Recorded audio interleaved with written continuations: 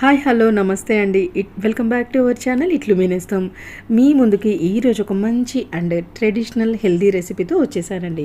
ఇది తప్పకుండా ఇంత సింపుల్గా ఉంటుంది. మీరు కూడా ట్రై చేసి మీకు ఎలా వచ్చిందో కమెంట్స్ రూపంలో తెలియచేయండి. ఇది రాయలసీమ స్పెషల్ రాగి ముద్ద అండి. ప్రతి ఒక్కరికి తెలిసే ఉంటుంది, కానీ కొంతమంది ట్రై చేసి ఉంటారు, కొంతమంది ట్రై చేసి ఉండరు. నేను చెప్పే ఈ రెసిపీలో ఈ మెథడ్లో కనుక చేశారంటే చాలా పర్ఫెక్ట్గా వస్తుందండి. ఇంత ఈజీనా, మనం ఈజీగా చేసుకోవచ్చు కదా అని అనిపిస్తుంది. చాలా హెల్దీ కదండి. న్యూట్రిషన్ వాల్యూస్ ఎంతో ఉంటాయి, కాల్షియం రిచ్గా ఉంటుంది, అలాగే ఫైబర్ ఎక్కువగా ఉంటుంది, అలాగే షుగర్ కంట్రోల్ చేస్తుంది.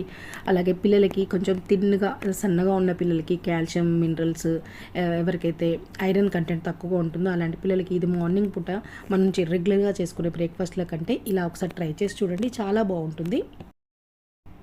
రాగి ముద్ద ఇంట్లో పిల్లలు పెద్దలు అందరూ తినాలి అని అనుకుంటే చాలా సాఫ్ట్గా ఈజీగా ఎంతో పర్ఫెక్ట్ కొలతలతో చేసామంటే ప్రతి ఒక్కరికి నచ్చుతుందండి. చాలా సింపుల్గా ఉంటుంది, చేయడానికి కష్టం అనిపిస్తుంది, కానీ మనం ఒక ఈజీ మెథడ్లో చేసామంటే చాలా ఈజీగా చేసుకోవచ్చండి.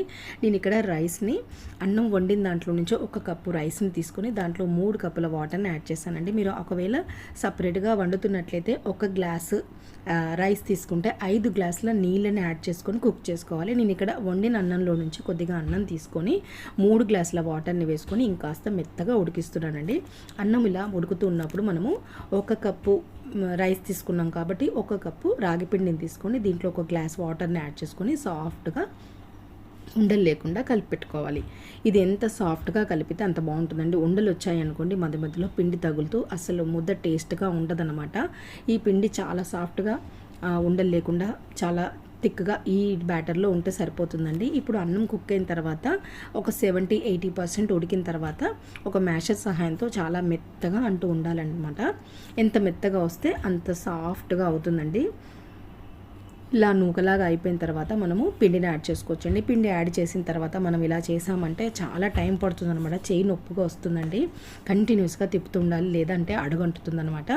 ఇలా మెత్తగా కలుపుకొని అన్నం బాగా మెత్తగా దగ్గరికి అయిన తర్వాత రాగి పిండిని యాడ్ చేసుకొని ఇంకాసేపు అన్నంలోకి పిండి మొత్తం కలిసి ఆ పిండి వాసన అంతా లేకుండా చాలా సాఫ్ట్గా అయ్యే వరకు కలుపుకోవచ్చండి. ఇక్కడ నేను కొద్దిగా నెయ్యి కూడా యాడ్ చేశాను అనమాట, అది స్కిప్ అయిపోయింది.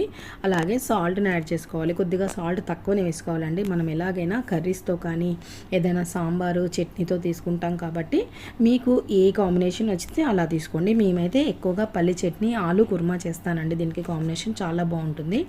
ఈరోజు కూడా నేను అదే కాంబినేషన్తో మీకు చూపిస్తాను, అందుకనే మీరు కొద్దిగా సాల్ట్ యాడ్ చేసుకోవాలి. ఇలా మ్యాషర్తో ఎంత సాఫ్ట్గా అంటే అంత టేస్టీగా వస్తుందండి.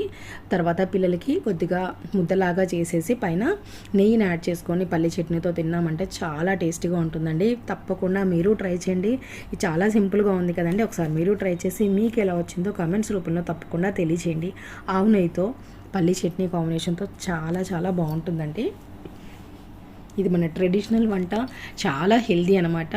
బ్యాక్ పెయిన్ ఉన్న వాళ్ళకి, చాలా వీక్గా ఉన్న వాళ్ళకి చాలా మంచిదండి ఇది. డైలీ అంటే కాకుండా కుదరకపోయినా వారంలో ఒక 2 సార్లైనా తప్పకుండా తినండి. ఇప్పుడు పిల్లలు ఇంట్లోనే ఉంటారు కదా హాలిడేస్, సో వాళ్ళకి అలవాటు చేయాలంటే ఇది మంచి టైం అండి. మార్నింగ్ పూట ఇలా చేసామంటే ఎంతో హెల్దీగా ఉంటుంది. నేను మా బాబుకు పెట్టినప్పుడు మా పాపనేమో ఓన్లీ పల్లి చట్నీ చాలు అలాగే తినేసింది. మా బాబు మాత్రము రాగి ముద్ద అలాగే పల్లి చట్నీ కొద్దిగా ఆలు గ్రేవీతో తినేసాడండి, చాలా బాగుందనమాట. మార్నింగ్ స్కూల్కి వెళ్ళేటప్పుడు మరి ఇంకా ఇంత హెల్దీగా పెట్టామంటే చాలా హెల్దీగా ఉంటుంది కదా. ఒకసారి మీరు ట్రై చేసి చూడండి. ఇలా సింపుల్గా మీకు కనుక వచ్చినట్లయితే ఒక్క కామెంట్ చేయండి. అలాగే ఈ వీడియో మీకు నచ్చినట్లయితే ఒక లైక్ చేయడం మాత్రం అస్సలు మర్చిపోద్దండి. Thanks for watching.